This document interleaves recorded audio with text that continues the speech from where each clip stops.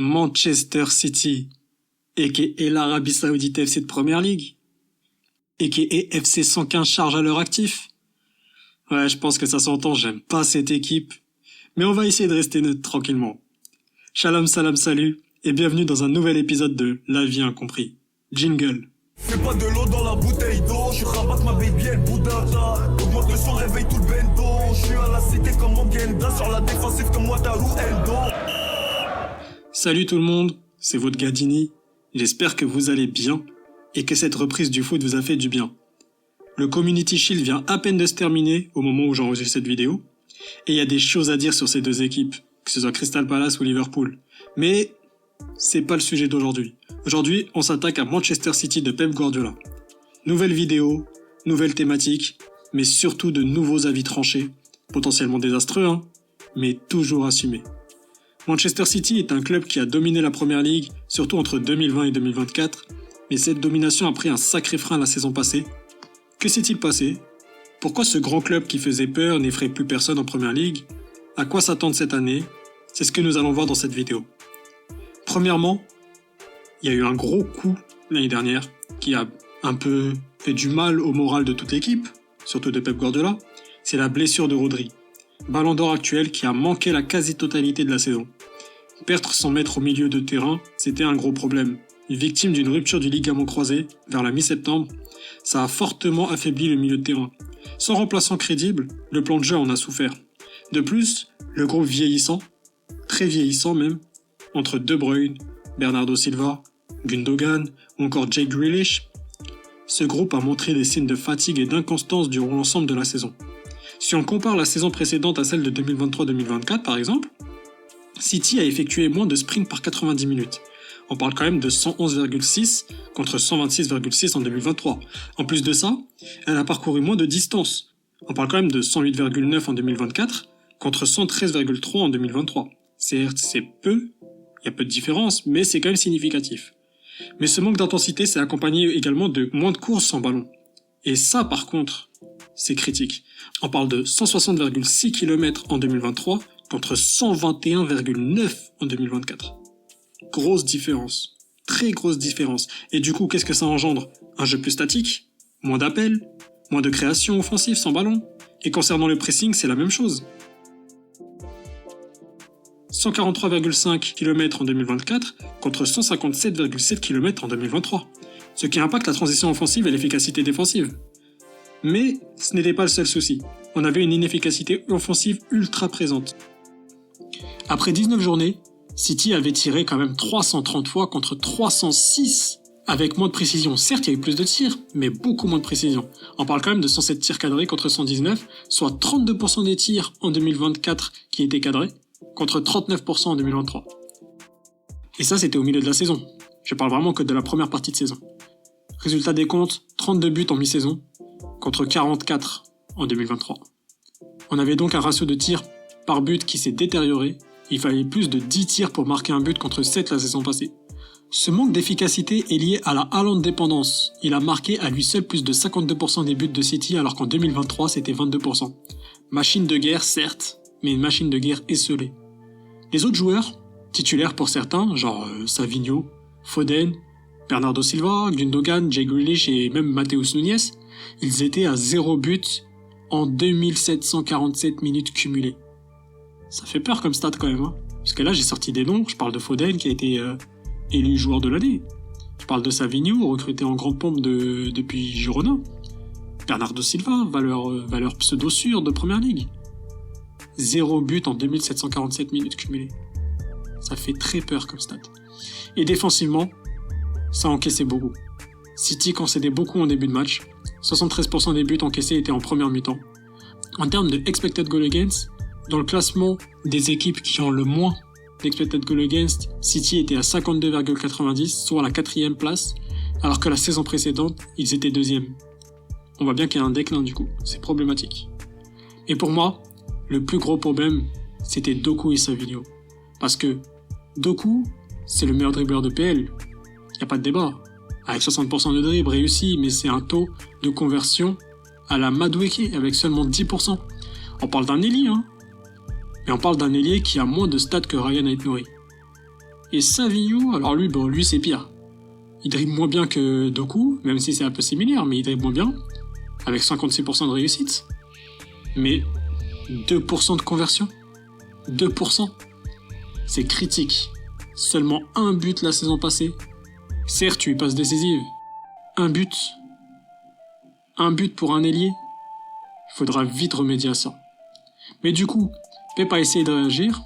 Des recrutements à foison, surtout en hiver, avec l'arrivée de Kuzanov en défense, pour régler ses problèmes défensifs. Bon joueur, grosse perspective d'évolution, mais il n'a pas du tout matché avec le système de Guardiola. Et c'est pour ça que ça se reflète sur ses titularisations, il en a eu seulement 6 en première ligue, c'est insuffisant. En plus de ça, il a fait des erreurs un peu notables qui ont engendré des buts adverses, et ça c'est problématique. Vitor Reyes, c'est pareil. Gros potentiel, gros achat, mais aucune titularisation en première ligue. Ça, c'est un joueur pour le long terme, certes, mais c'est problématique. Au milieu de terrain, pour remplacer Rodri, Pep a misé sur Nico Gonzalez. C'est un très bon joueur, mais c'est pas Rodri. 9 titularisations en première ligue pour un joueur acheté à 60 millions, c'est encore insuffisant. Et après, il y a eu l'image du mercato hivernal, côté Manchester City, côté Citizen, c'est Omar Marmouche, avec 75 millions d'euros en provenance de Francfort. 14 titularisations, avec 7 buts, c'est bien. Et maintenant, il faut réussir à s'imposer à City totalement car il n'est pas un titulaire indiscutable sous Pep Guardiola. C'est un peu méchant de sa part quand même, Pep Guardiola, c'est ça que j'aime pas trop avec ce coach. C'est qu'il est quand même très critiquable sur la rotation des joueurs. Et du coup, à quoi s'attendre pour la saison 2025-2026 ? Déjà, on va voir un nouveau système de jeu. Fini le 4-2-3-1 avec son jeu en parenthèse qui étouffe la défense adverse et bienvenue au 4-3-2-1. 2 ailiers qui seront plus à même de jouer milieu offensif, d'être des électrons libres et qui pourront être sur l'aile comme au cœur du jeu. 3 milieux centraux pour effectuer un pressing plus constant, ça va être pas mal, et un repositionnement de Guardiola en défense centrale qui pourra enfin jouer à son poste de prédilection. Mais si Guardiola est repositionné, il faudra un latéral, et Pep compte sur sa nouvelle recrue estivale, Ryan Aït-Nouri. Joueur très créatif, 4 buts 7 passes décisives en première ligue, bon dribbleur, bon défenseur pour un latéral, joueur expérimenté de première ligue, il entame quand même sa 6ème saison en première ligue, donc très bon joueur. Et en plus de ça, c'est une nouvelle arme offensive qui démarre de la défense, c'est ce qui manquait en termes de créativité car Guardiola dépannait dans ce registre, mais c'était pas sa fonction principale. Mais Ryan, c'est pas la seule recrue. On a également Trafford en tant que nouveau gardien, sûrement numéro 1 étant donné qu'Ederson a été très mauvais.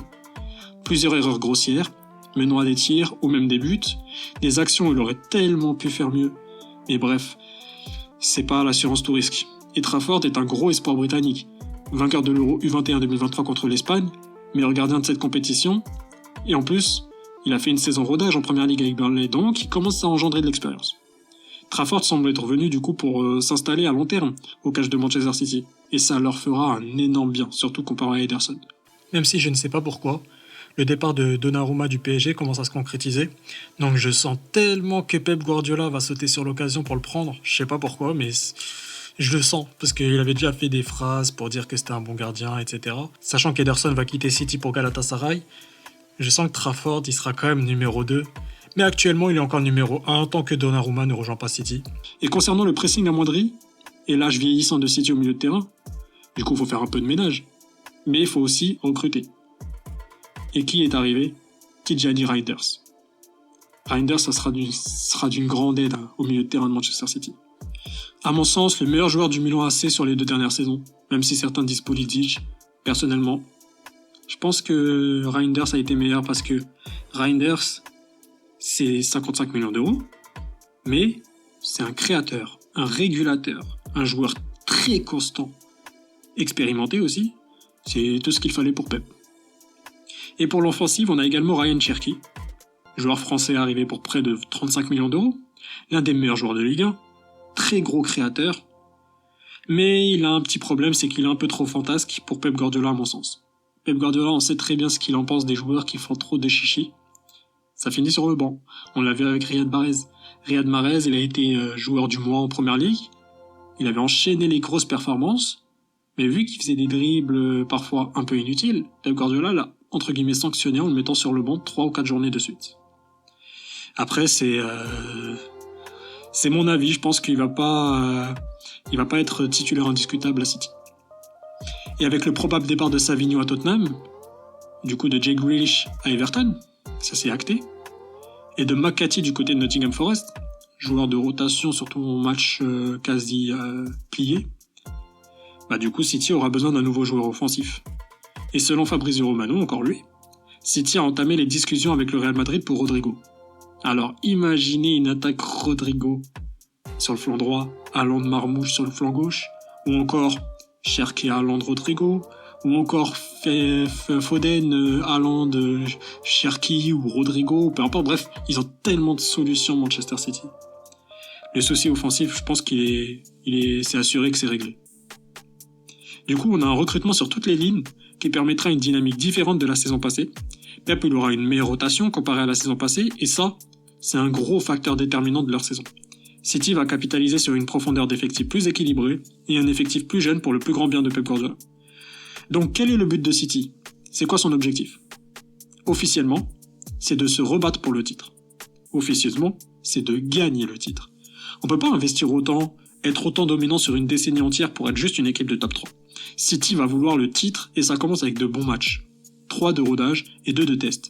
Entre Wolverhampton, Tottenham et Brighton, City aura l'occasion de créer un collectif solide qui se comprend bien pour enfin enchaîner contre Manchester United et Arsenal. Le derby mancunien et Arsenal qui joue le titre, c'est 2 gros tests qui vont être significatifs de leur saison. J'espère juste que City ne va pas refaire un jeu de possession stérile, ennuyant et moche à voir à mon sens, parce que franchement les matchs de l'année dernière et même de ces 3 dernières années, c'était vraiment un football que je détestais. J'aime pas ce genre de foot. Un foot de je fais la passe à gauche, je fais la passe à droite, et je passe 10 minutes pour avoir une action de tir qui au final, l'action de tir, si c'est Savinho, tu sais que c'est pas cadré. Donc c'est vraiment le type de jeu que je déteste.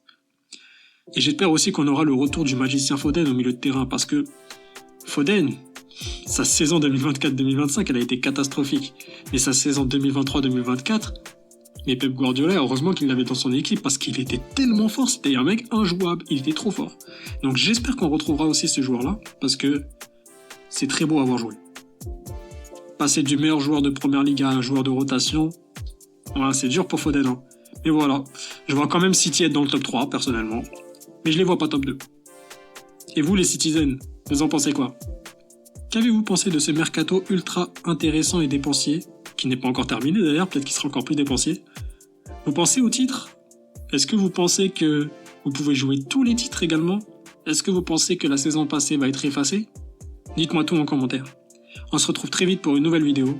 C'était Dini, dans La Vie Incompris.